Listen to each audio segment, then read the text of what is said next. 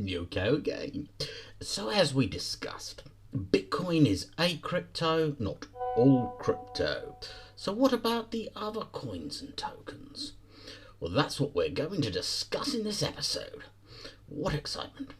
At the time of this broadcast, there are 20,475 cryptocurrencies listed on CoinMarketCap, with a combined total market cap of over $1 trillion.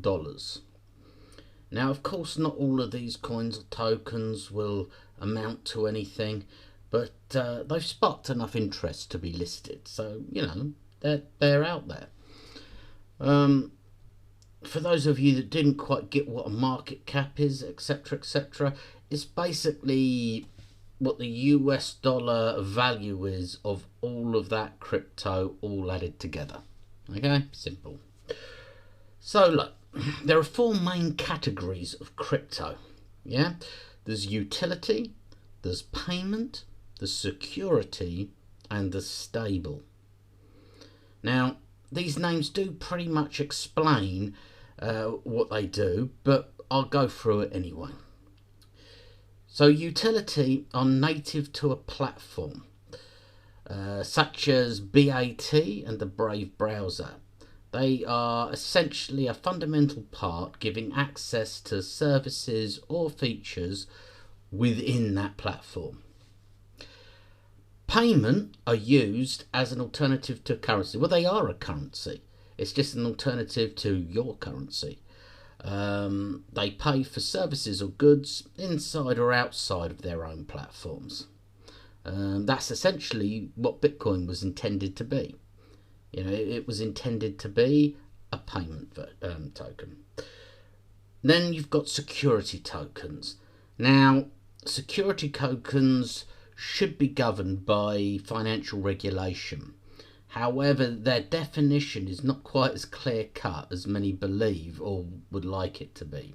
And we currently have multiple court cases and investigations ongoing where they're arguing what constitutes a security. Is this coin a security or isn't it? In short, a security is intended to be used in a similar way to stocks, bonds, or certificates. It tends to be linked to an outside asset. However, that is an oversimplification, as they're going after coins like Ripple, XRP, which doesn't, to my understanding, fit in with that description. So that's security tokens. Lastly, you've got stable coins. Now, stable coins have been in the news lately. There's two main types of stable coin. There's asset-backed and there's algorithmic. All right? Asset-backed stable coins are issued and enough asset is held to honour their set issued price. So you would have like a $1 set price or a €1 set price, but it can be any asset. So you could have a token that was worth 1 barrel of oil, for example. That's an asset-backed coin, and it's a way of keeping that coin's value very stable, or at least stable compared to its backed asset.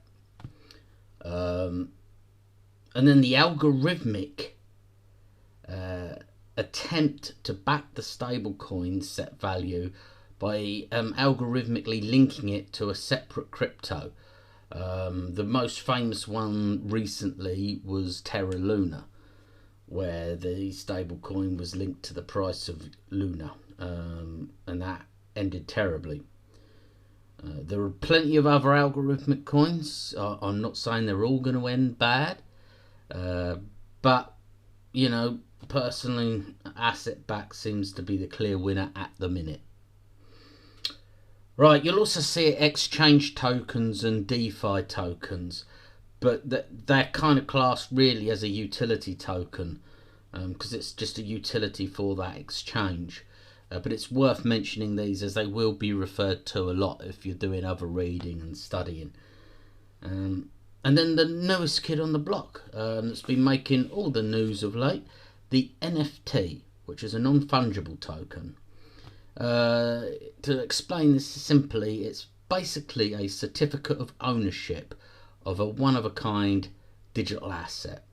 Now that asset can be any digital file. Yeah, so you can change any digital file into an NFT. That could be pure data, it can be audio, it can be pictures, it can be almost anything, even land registry. And while these digital tokens can indeed still be copied, none of those copies could be, passed off as the original.